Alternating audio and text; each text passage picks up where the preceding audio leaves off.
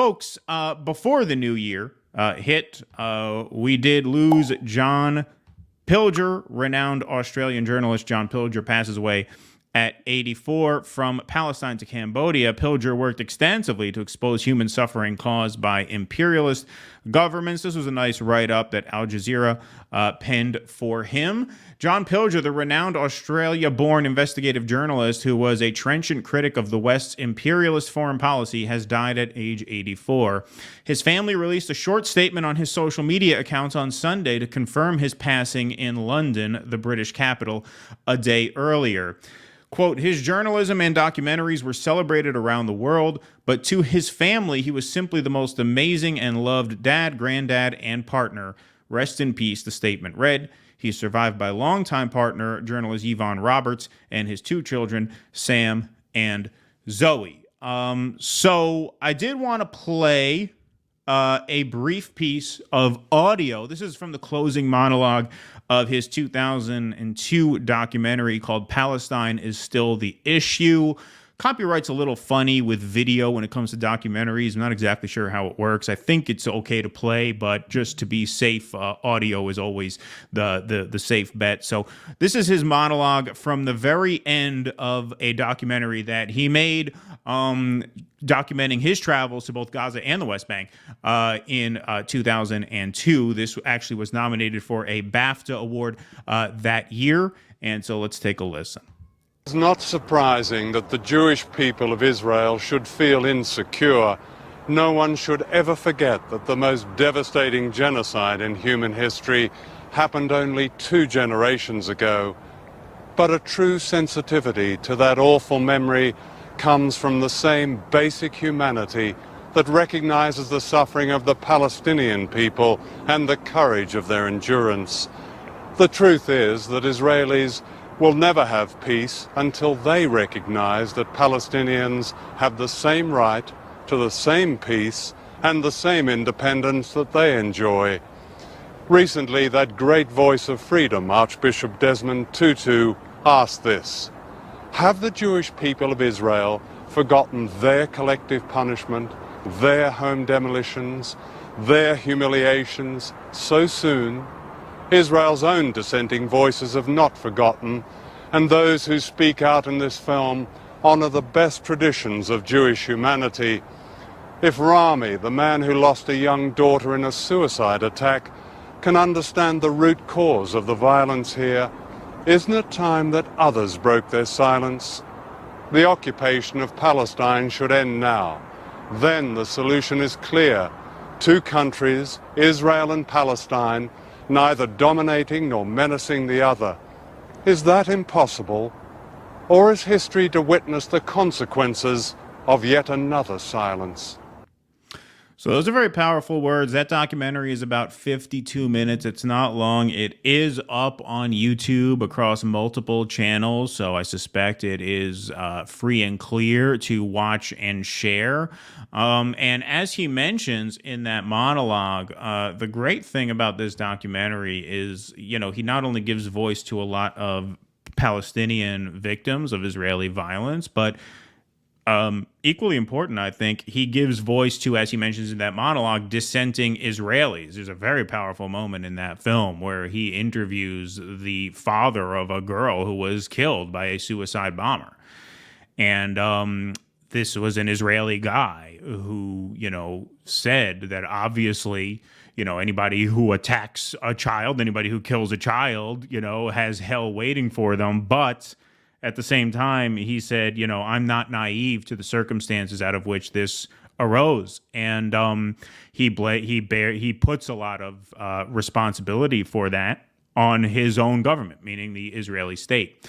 And so that was a fantastic documentary, one of many that he's made. Tusker, sounds to me like you were, more familiar with his work than I was. Because you let us know, you actually texted us, hey, John, he died, because you knew before I did. So what's your reaction to that video and reflections on the life of John Pilger? Well, he was one of the great, and he was one of the last that we really truly have. I would say I consider maybe Max Blumenthal and Aaron Mate and the work that the boys do over at the Gray Zone, all the excellent work they do, to be the predecessor of John Pilger. He has done just immense amounts of work covering human suffering, just like that write-up had said.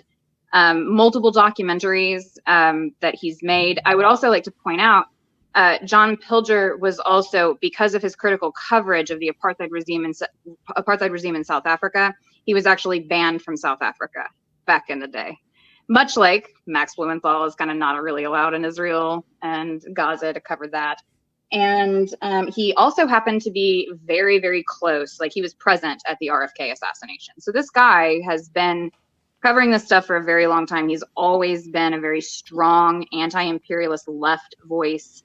It is truly a shame that we have lost him, especially considering how hard he had worked for Julian Assange's freedom. And I wish he could have lived to see Julian Assange free. Or to at least see this hearing that's coming up February 20th and 21st, right? Just past just about a month prior to that. But if you watch this movie, I mean, it's amazing. It's, once again, Palestine is still the issue, is the film.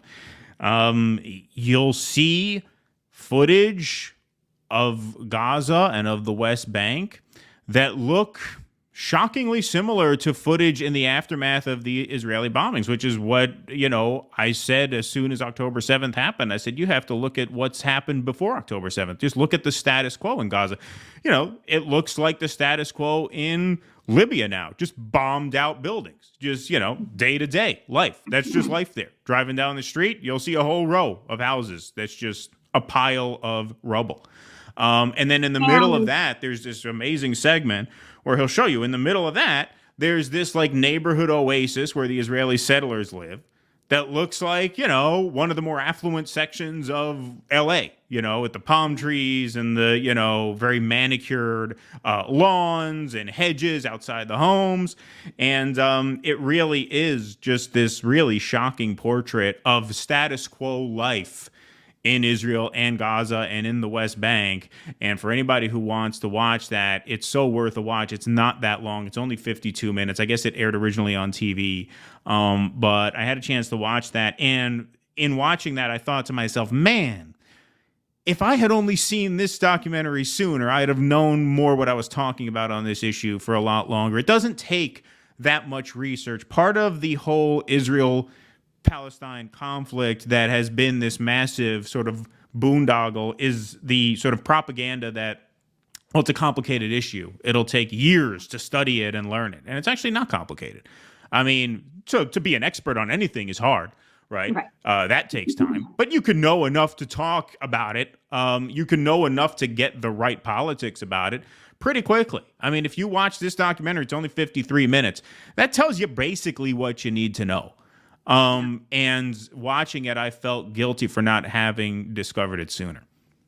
I don't think it's necessary to assign guilt or do any sort of self-flagellation over that. I mean, I'm a self-hating Jew. That's just how I express myself. You know. Yeah. But I think it does show that beautiful Israeli settlement that you're talking about. He obviously points out that it's surrounded by an electric fence and checkpoints. That absolutely cut off, and this is in the West Bank. This is supposed to be Palestinian territory according to the UN. It's an illegal occupation, all of those other types of stuff. The way that they have just surgically cut into the land of the Palestinians, and essentially the settlements are there to make a one-state or a two-state solution kind of impossible, mostly a two-state solution impossible. The other documentaries that I think he has a bunch of them. The one that I really like is The War You Don't See. That one is just a general take on propaganda. It brings in a bunch of different elements, such as the bombing of Japan. There's a little bit of a segment that talks about the propaganda around Israel and Palestine, but mostly it goes into how it was that we sort of built up the drive to go to war with Iraq. And he spends a lot of time questioning a whole lot of journalists that were either not reporting it accurately, and they later found out and felt guilty about it, But he has quite a bit of back and forth with a lot of like prominent like BBC executives and stuff, where he really puts the question to him. So it's interesting for that. And then the other one that I would highly recommend, these are both longer than the Palestinian one. They're about 2 hours each. The other one is The Coming War on China, where he goes into great detail about the encirclement of China. Yep. A life definitely well lived and well fought, for sure. Please clap.